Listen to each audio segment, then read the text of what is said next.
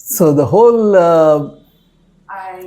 entirety of what we try to practice is to attain a state of existence whom we truly are, right? We have discussed last many sessions. Yogamaya can give you the recordings of those. We put it on YouTube, in which we have at length discussed how we are not these bodies. Bodies, of course, yeah, everybody has a name, Diliana, which I keep forgetting, and Asmita, and Maria, and Ajay. But if Ajay's parents would have given him the name as table, right? Right? Whole life he would be living, yeah, I am table, right? If anybody would call table, he would turn, oh yeah, this is me. Right? But we are not our name. Seemingly we identify ourselves with this temporary existence of body, but that's also not who we are. Right? We are not our bodies, because we always refer to body as my body. Right? We never tell I body, my body, which means there is a reference to something else above and beyond the body. Just like I may tell my glass. It's very clear that I am not glass, it's my glass. Right? I own this glass, I don't actually. It's the Yoga Studios glass, but I can tell that my instrument, whatever, right? But that very statement tells that it belongs to me, but I am not that, right? Who am I? So the question is, who am I then? So then, am I if I'm not my body, what am I? Am I my mind? But even that I refer as my mind. So there's someone who owns the mind also then. Right? And then I may tell, oh, it's my intelligence, my thought process, my intellect, right? That's another layer.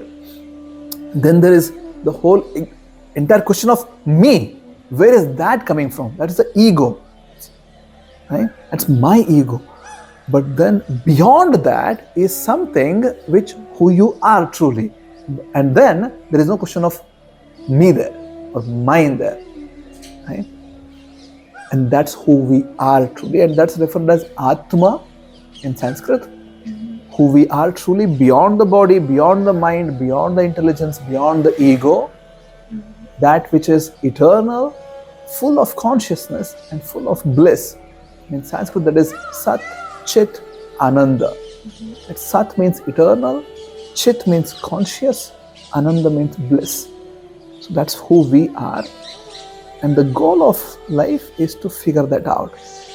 How do we really, and then mantras, or bhakti yoga, or any yoga in general, yoga means to unite. That's the meaning, yes. Right?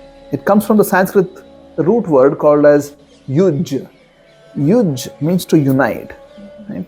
Now the question is, whom do we unite ourselves with? We might tell, yeah, I unite myself with all these people. Right? Or with the nature around, or with whatever around. But then, even that is also temporary in one sense.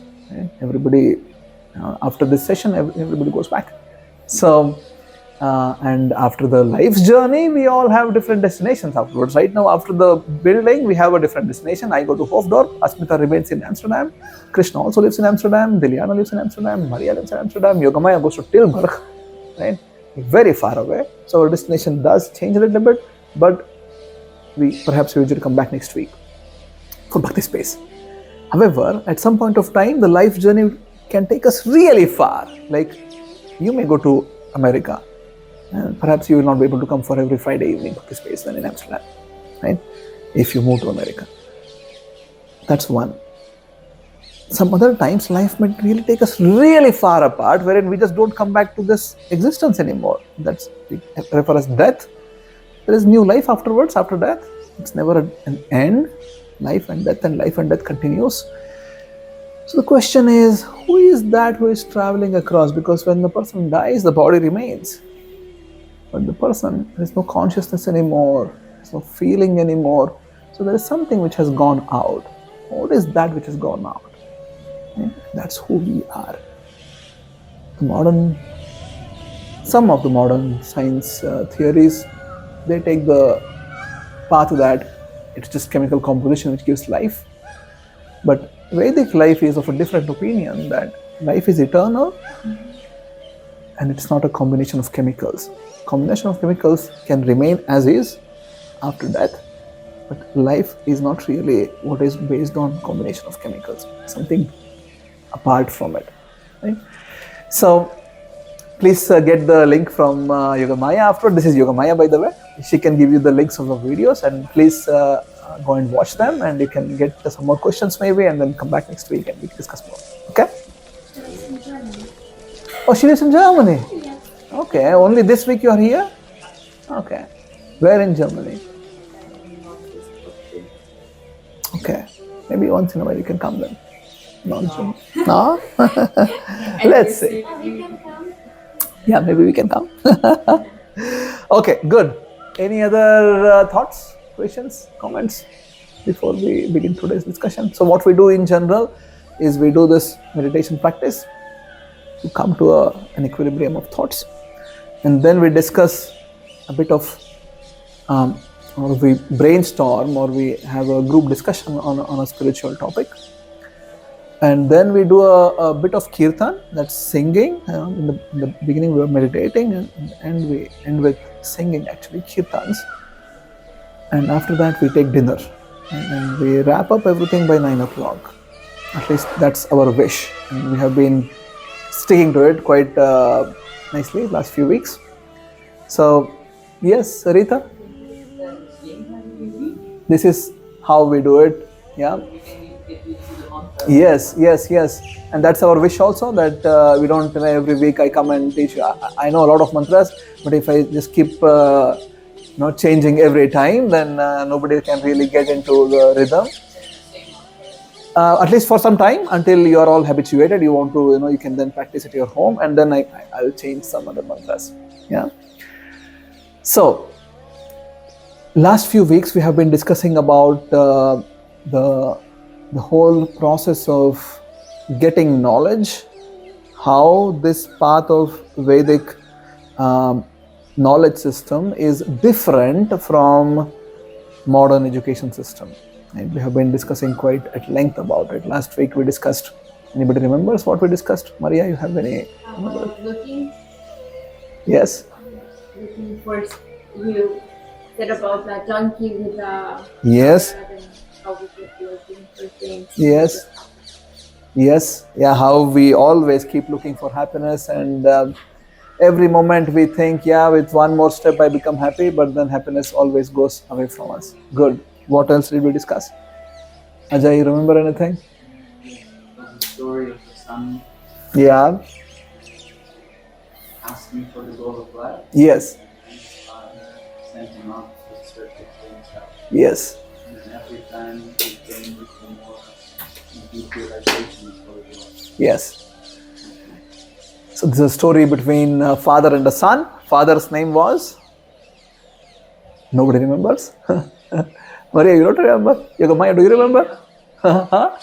His name was, father was Varuna, son was Bhrigu, right? So Bhrigu goes to his father Varuna and asks, what's really the absolute truth in life? Everything else is temporary. Whatever I see, it's all temporary. Is there something which is called as absolute in this life? And then Varuna sends him, you go and explore yourself. Then every time Bhrigu comes back with his research, he comes with a different understanding, a better understanding. Right? First he comes with, what was the first understanding? Food is the absolute truth. Everybody sustains by food. Then he is sent back. The second time he comes back and tells, Mind? No.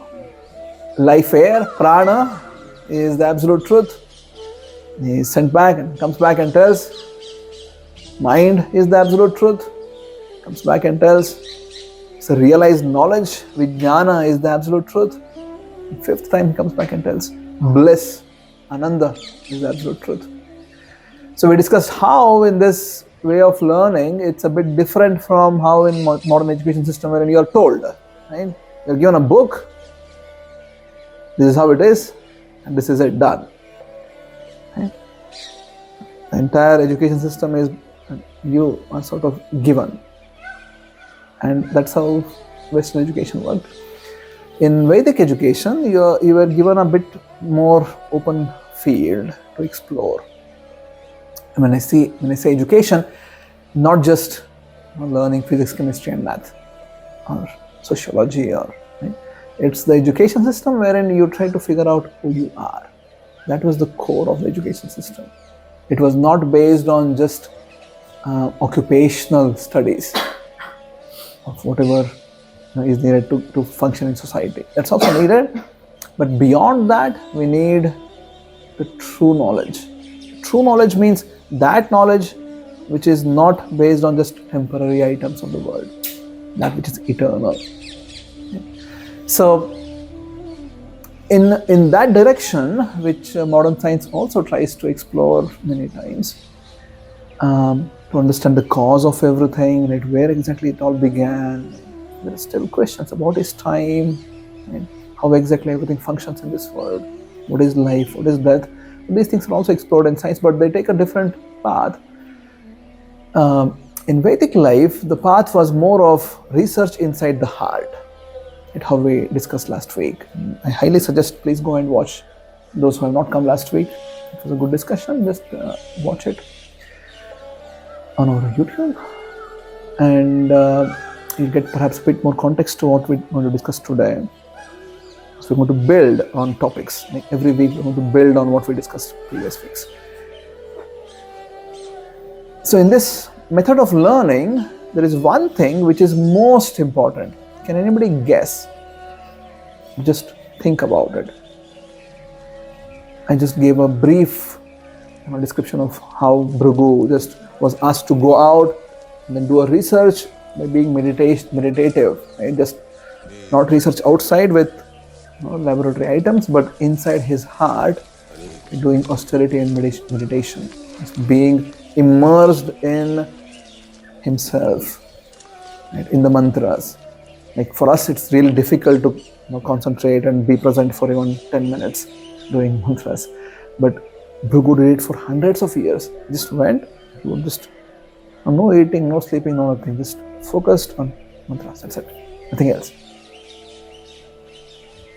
Sound vibrations can sustain us if we are really in tune with the mantras.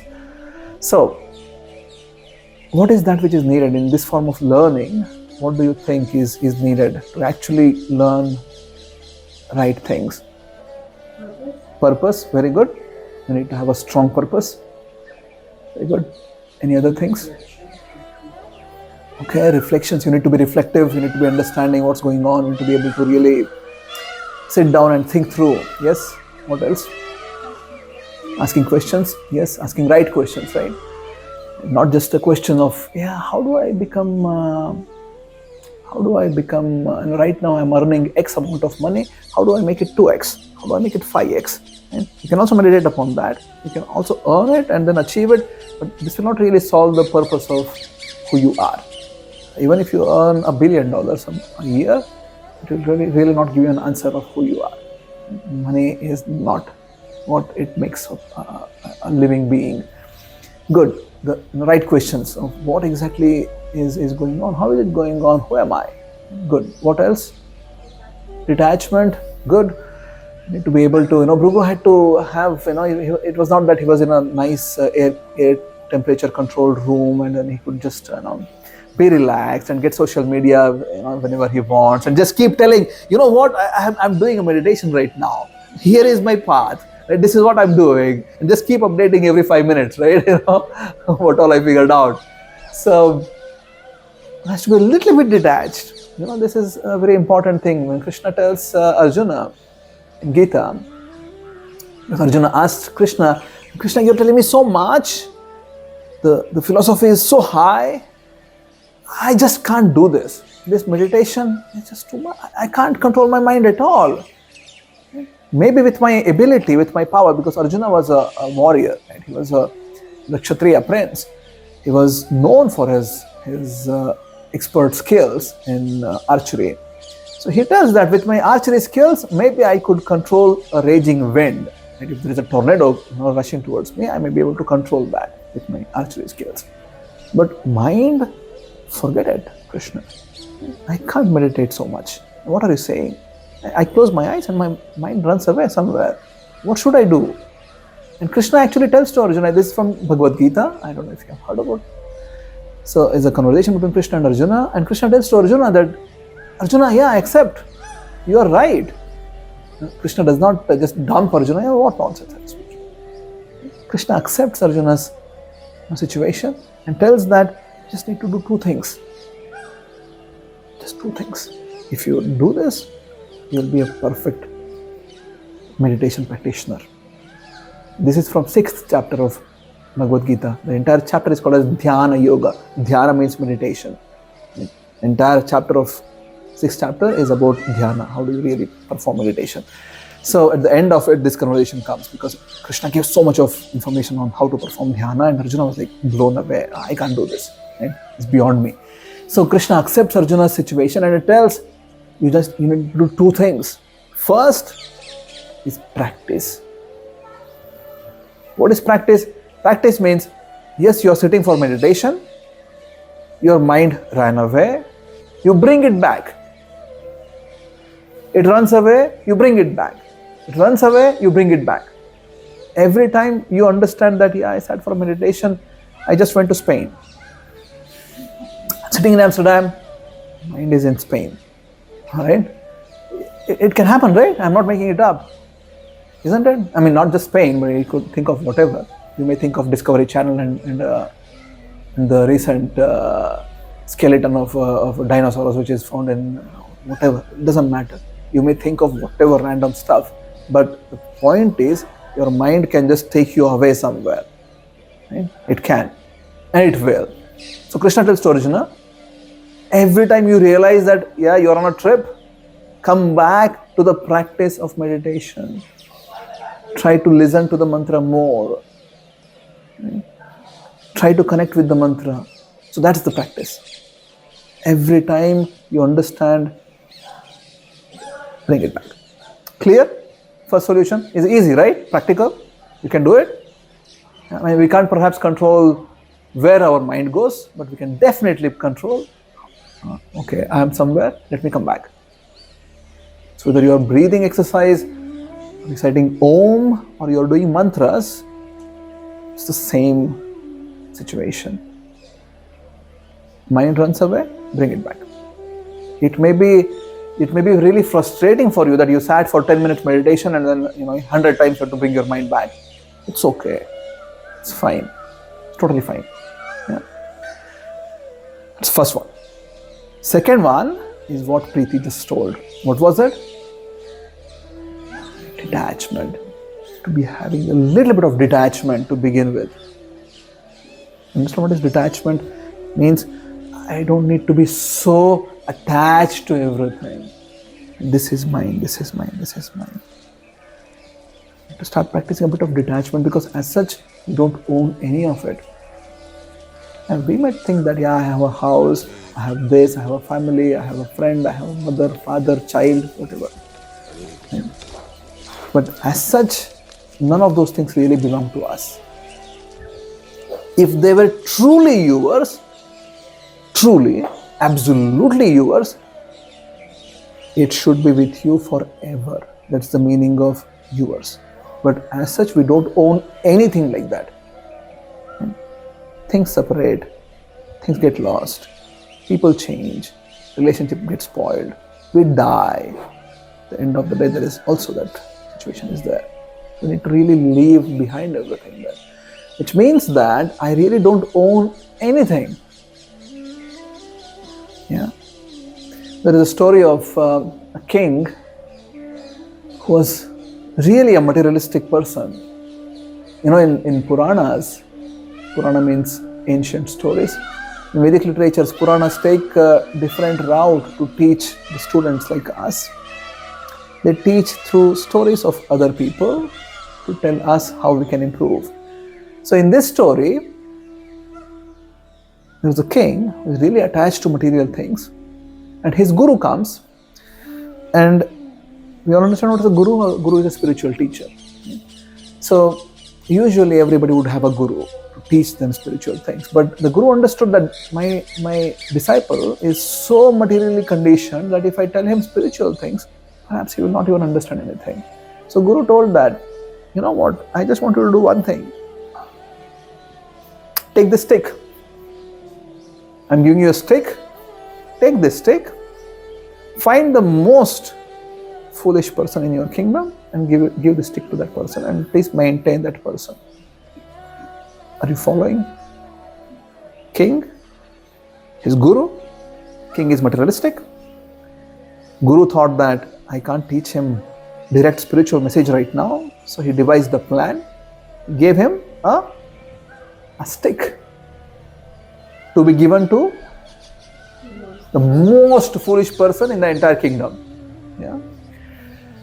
King was like, yeah, my guru has told it, I need to do it. So he ordered his soldiers and everyone else, all the ministers, that please go and find the most foolish person. After some time, they came back with a person. I told, this guy is the most foolish person in our entire kingdom. Here is the guy, most foolish. Yeah. What was he doing? He was standing on a branch of a tree and then cutting the branch. From the, imagine a tree, branch is like this. This guy is standing here and cutting it here. Not even understanding that when the branch is cut, he will also fall down. So, stick is handed over. And because it was the order of the guru, the king made sure that the guy is given salary just for carrying the stick. Right? So whole life, this guy was given monthly salary for carrying the stick. And all that he had to do is just carry the stick everywhere. And the guy was really happy. I don't need to do anything. I just need to carry the stick. Eventually, after a long time, king was about to die. It was his old age. King became old eventually, right? He was about to die. And he started meeting all his relatives, friends, family, and everyone, all the ministers, everybody were called and then given an audience, and then all the will is written and everything is ordered. So the king remembered that, I need to, there is one more employee I have never met. It's been a long time. He told, yeah, please bring this fool back. I want to have a last conversation with him. The fool came. And king was on his bed, having hard time to speak.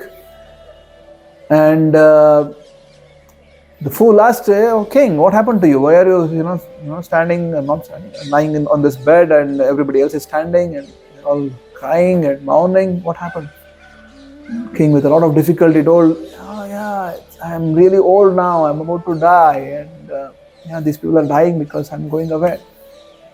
The fool asked, going away? Where are you going? The king said, hey, you are a fool, you don't understand all these things.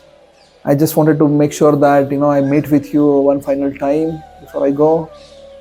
I'll make sure that I'll order my ministers, he'll be given pension also. You can, you're good, you're sorted for life, you did really good service for me. My guru had ordered this. You take care of my guru's order really nicely, so good job. The fool didn't stop. He's like, where are you going? Where are you going? The king was like, you're a fool, you don't understand this, I'm dying. And the fool was like, but where are you going? Why are these people crying? And the king was like, I'm dying, I'm going somewhere, I'm going very far, and I'll not be with these people anymore, that's why they're crying. And the fool was like, oh, you're going very far? Are you going with a lot of other people? Oh, so you're not taking these people, but you're taking other people? That's why these people are crying?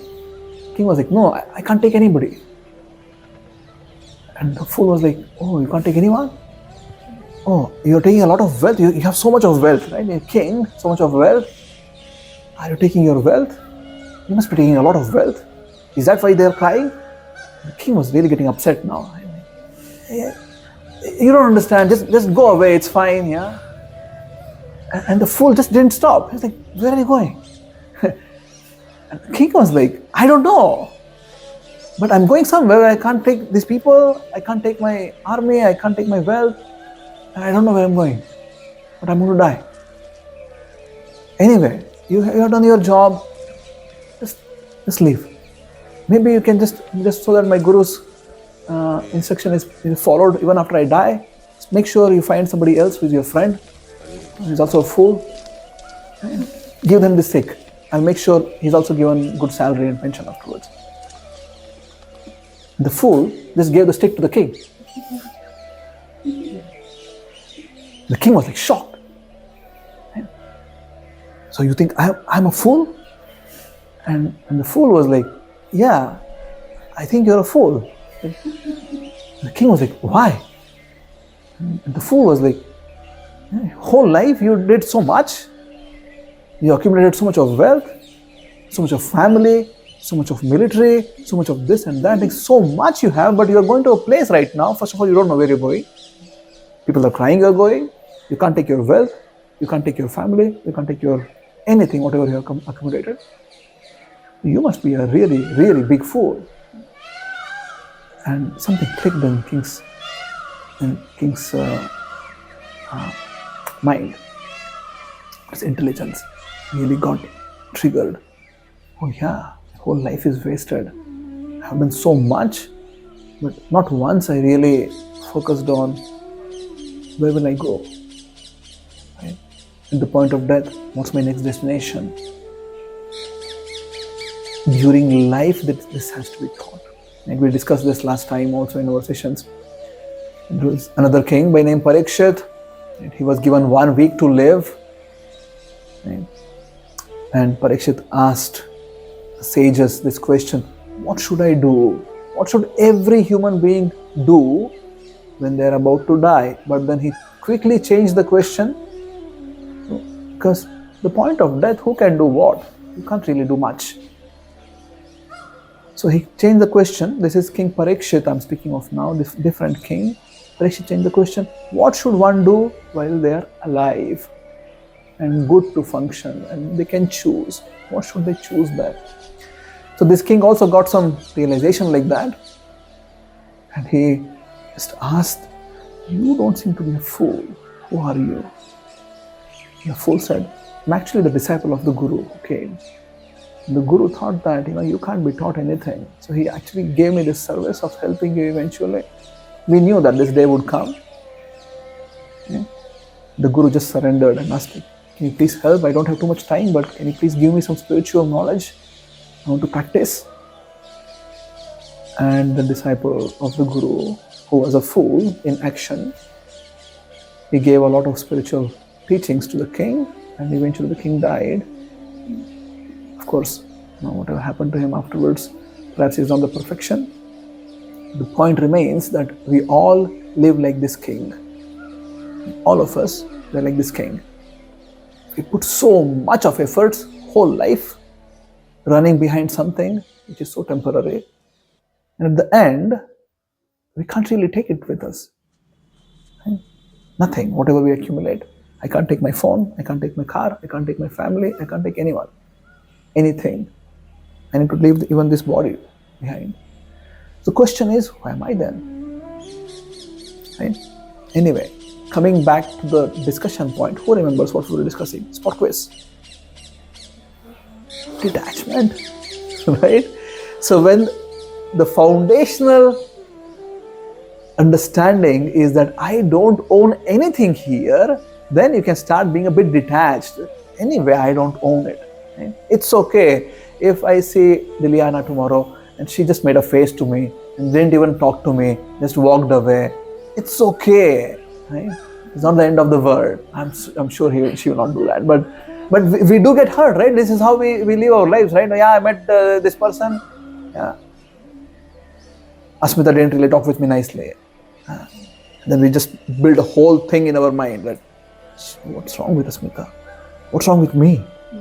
Right? There's something which is going on. And then this entire story is built up and we just keep churning it. It's just one example. Or, no, iPhone 16 is coming. I really want it. Right? Next month. Right? So, it could be anything, but this is how we operate. And we need to start being a bit detached. That really these are temporary stuff. Detached. So first thing was practice, bring the mind back, And that's during meditation. Detachment is throughout the day. You need to really understand, meditation is not just when you sit for meditation. Your entire day defines how good is your meditation. It may be only half hour or 15 minutes or 5 minutes, doesn't matter. But your entire day, how you live, matters a lot. So if I start being a bit detached in my day-to-day practices, day-to-day life, day-to-day whatever I do in my life, my meditation practice will start becoming better. Practice detachment. Very good. Where were we? Why were we discussing about this? Go one more level deeper and think about it. What was the thing which we were discussing? Yes, right. What exactly is needed in the knowledge development, right? And then people told about purpose, having right questions. Sarthak told about what? Reflections, and Preeti told about detachment. And that's when we got into this whole thing now. Yeah, good. What else? Because if we detach from material things, we can actually connect with our purpose. Yes. Yes. Yes. What else is needed? Let's build a little more.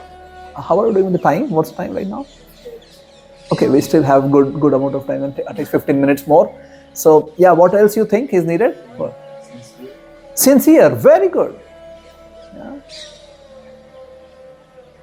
What is the meaning of being sincere, Ajay, in your own words? In my own words, it's Yes. about really being open towards like not thinking that I know everything, but trying to really see and really learn. Very good. Very good. Also, in Vedic life, sincerity plays first position. It's the most important thing. In Sanskrit, this is referred as Shraddha. Can you refer? Shraddha. In English, you write Shraddha. Yeah? Shraddha. Shraddha means to be sincere. Means, as Ajay mentioned, really not stuck to your own ideas that, yeah, I already know. Yeah. Bhagavad Gita, I already know. Upanishads, I already know. All the world's knowledge, I already know. What do you don't know? Nothing. I know everything. Who are you? I'm God. This is how we live. I know everything. What should I seek? I know everything. I have Google if I don't know something. Now we have ChatGPT. So that's how we live, right? But we need to really understand that there is two levels of knowledge. One level of knowledge is occupational knowledge, which is that which is needed for functioning in this world, right? And we are not negating it, we are not rejecting it. You definitely need to live. You need to have your food, you need to have your shelter, you need to have your whatever means of transportation you need. Everything is definitely needed. But there is a layer above that. I can't just get stuck in this. No matter how much sophisticated I make it. Yeah. At the end of the day, you still eat simple food, right? Some rice, some grains. Right? You need simple things to sustain really. You don't, just because somebody became a billionaire, they don't eat gold. Yeah, I eat gold every day. Yeah, I'm a billionaire, I eat gold. Right? My whole calorie is fully taken care by gold now. No. Right? You may eat in a golden plate or gold plate, but you still eat food which is simple. Right? So sophistication really cannot. It's not the yardstick to say how advancement is measured as a human being. Sophistication, yeah, is good, perhaps is needed. But life's quality is a different thing. And spiritual dimension is much different from just a life quality. And maybe somebody is really also peaceful, but spiritual realizations are a level up also. Yeah. So that's where we should be putting some efforts. And in getting there, I need to really understand, yeah, maybe I know a lot. Perhaps I'm good, well situated in my occupational knowledge and my own work and everything. But that has nothing to do with how much spiritually advanced I am. I need to start from scratch when I start spirituality. Just be a seeker. When a child starts walking, you see, by default, it is humble and it is sincere. You see this, right? It's just trying to, no matter how many times it falls, it still tries to hold something and stand up. You have seen this? Small toddlers doing it.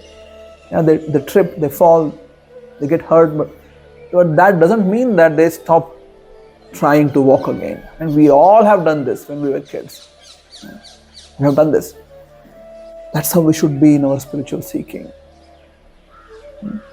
You need a bit of humility and a bit of sincerity to begin with. Yeah. If the child thinks, yeah, I already know everything, right? I know how to walk. I know how to run also. I know how to bike also, everything. It would have never learned. So, I need to be sincere. I need to be a bit humble, meaning that I don't know perhaps. Let's start from there. I don't know. I want to know. Sincerely. Being a seeker. Because many times what has happened in the world history is that spirituality has been fed with a lot of blind faith.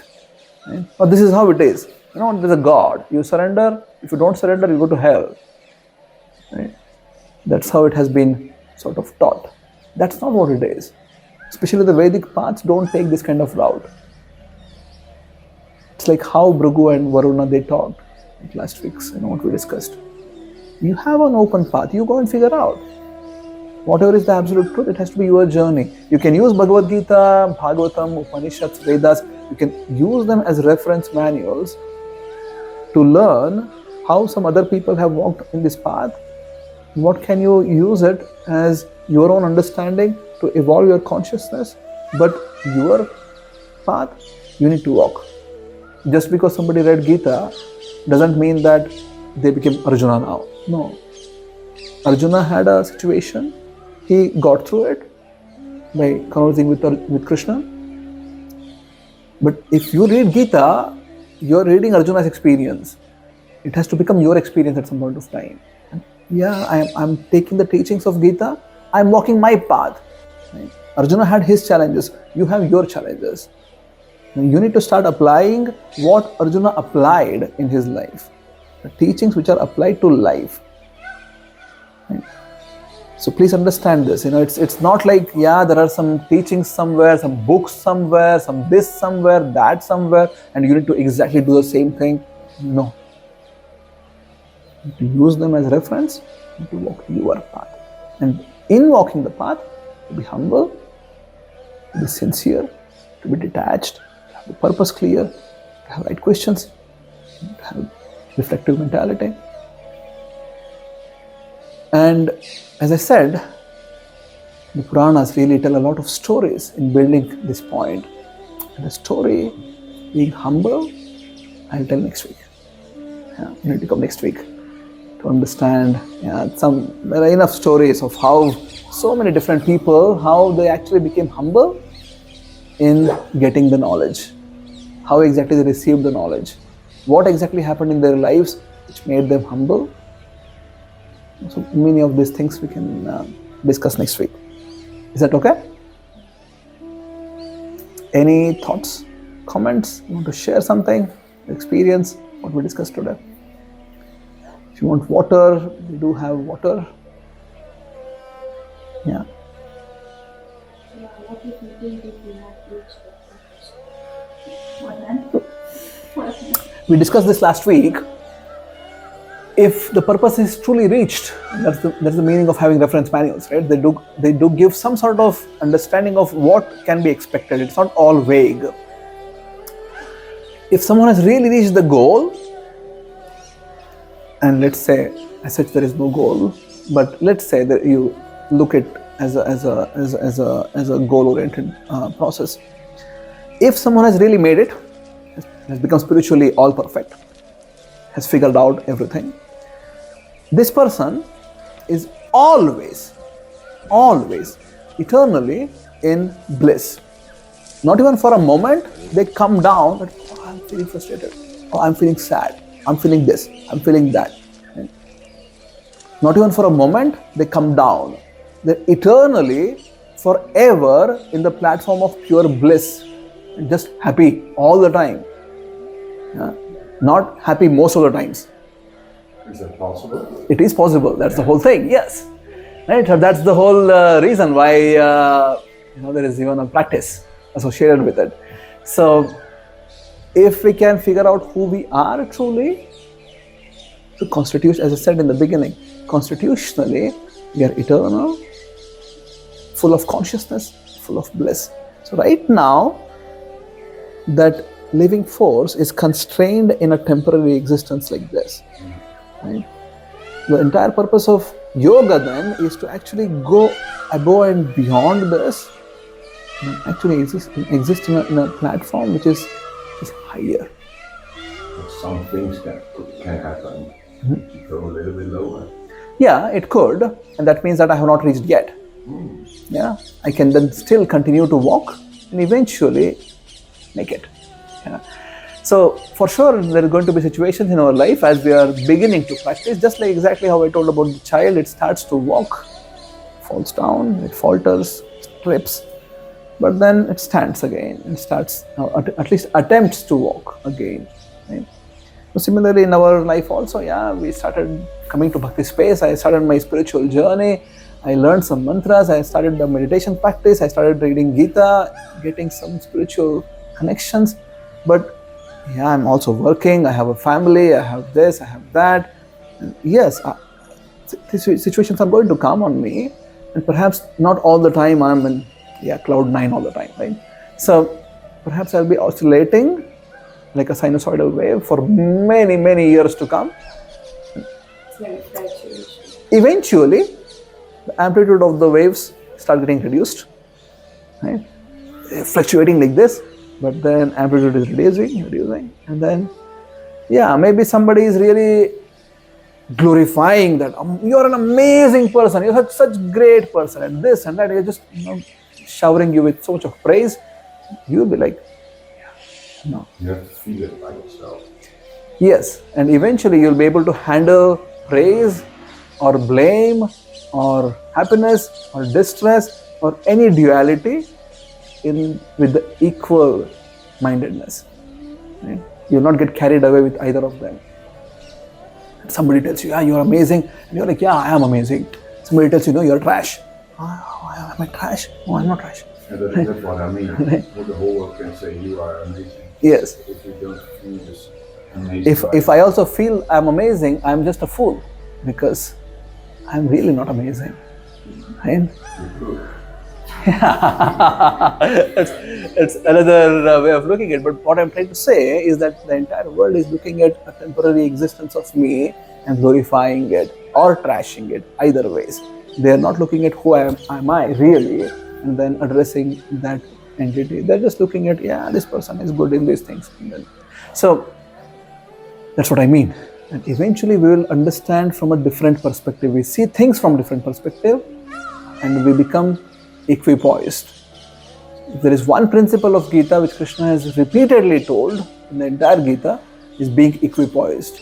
No matter what's going on outside, you be equipoised, not getting carried away. And just being equipoised. Equipoised means your mind is not fluctuating, you're not getting carried away, you're constant. Right? Whether it's happy situations outside, really miserable situation outside, doesn't matter. You are with constant mind. So it's like internally you're stable, emotionally internally you're stable. So you will not be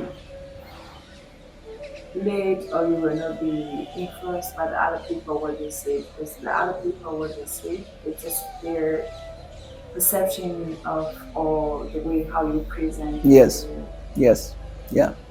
Your consciousness is not diverted just because someone tells you something or decides you on something or judges you on something or whatever. It doesn't matter for you as such. You are fixed in your consciousness. Not that I'm just negligent of stuff. I'm still sincere. I continue to seek my path. And my path is clear and I'm not deviating just because someone is telling something about it. Yeah, and I connected this when it's influenced by the other people also. This earlier you said detachment. Yes. It's like we give two examples. For example, maybe she's not nice to you, and then you're like, okay, you take it personally, like why she is not nice to me, maybe Yeah. something wrong with me, and so on. So this, I see the connection between these two. Yes. So detachment, how we can practice. Very good question. How do we really practice detachment? Is by practicing detachment a little bit, right? It's, imagine like this. Let's say I have right now this doesn't have water in it, but imagine this has a full glass of mango juice. Yeah, you know mango fruit. Full glass of mango juice, and I'm just telling you, I'm describing you, and you have never tasted this. Okay, you just don't know about this. It's first time you're seeing this. It's just hypothetical situation. I have a full glass of mango juice. I'm explaining to you. You know, it looks like sort of orangish, so sweet. It's the best juice in the world. It's so nice. It is this. It's a bit sour, little bit sour, but really sweet. It's so. I may write a book about it, right? And then I'll give it to you, and you read the whole book, but you still don't understand what is this, right? Unless you just take this glass and drink, and then you get full experience of what is mango juice, right? So all that you have to do is just take the glass and drink, right? Reading about it, philosophizing it, just making hypotheses about it will not give you the example or real experience of what is mango juice. It will never give you, right? So similarly, we can just keep discussing about how to be detached, what should I do, all these things, but at some point of time, to also start doing it. Meaning, let's say, for example, in the exact same situation which we also hypothetically told that the lion is not talking with me, and I may just let it go. It's okay. If the thought is coming to me, I may just tell the thought, oh, I don't need to really think about it. And yeah, next time when I see her, I can just go and ask her what exactly happened, if needed, right? Or I may just let it go at all, all of it. Another situation could be that my mind is telling me that I should be really eating 500 grams of sugar today. Right? I like sugar so much. I love sugar. I should be eating a lot of sugar. That's a real problem. So 500 grams may be too much. I'm just making it up. Maybe 100 grams, 200 grams, whatever. And then you are able to tell, no, I'll maybe take this much in a controlled way, but I'll be able to control and tell, I don't need to do this. So these are the practical things you can do on a daily basis, moment by moment. Let's say someone else is coming and really, as I said to him, somebody is really praising you so much and you are so amazing, and you can be detached there, but no, actually, this is not me, because the same person the next day can come and just trash me afterwards, right? So I may just feel that, no, it's okay, he's finding some good things, but I don't need to get carried away but this is practical, right? This is really happens in our life, that somebody come and praise us and we are like uplifted, oh, I'm so good, right? And somebody comes and trash and we're like so down then, like, I don't know what's the meaning of my life, nobody likes me, really, right? So in either of the situations, I may just give a pause and okay. So in absolute most practical way, we can start by, before we react or respond or take something to our hearts and our brain to think and process, we can just give a pause and then see how much is the significance of this event in my life really. Do I need to really give it this much of mind space or brain space? Do I really need to go so much thinking about this one incident, or can I just move on, right? So these are some practical tips which I think which can be followed by anyone. And but as I said in the beginning, I need to start doing it. Just thinking about it will not really help. Yeah. Yeah, but even sometimes like let it go itself, that's also quite difficult. Yeah, it is difficult. Yeah, because somehow we are attached to our own emotions. Yes. Like it's not easy to just let our emotions go. So that's where, so it's not just one-dimensional, it's multidimensional. So your meditation practice can help you with detachment, and being a bit detached can help with meditation. It's a feedback process, right? So if I'm only trying to be detached, perhaps I will never ever succeed, right? But if I substantiate that with a practice which is helping me, then I can become more and more and more detached, because there is also positive energy which is coming through meditation, which can help me then to be more detached, which can then in turn help meditation, and then, right, it's a closed loop like that.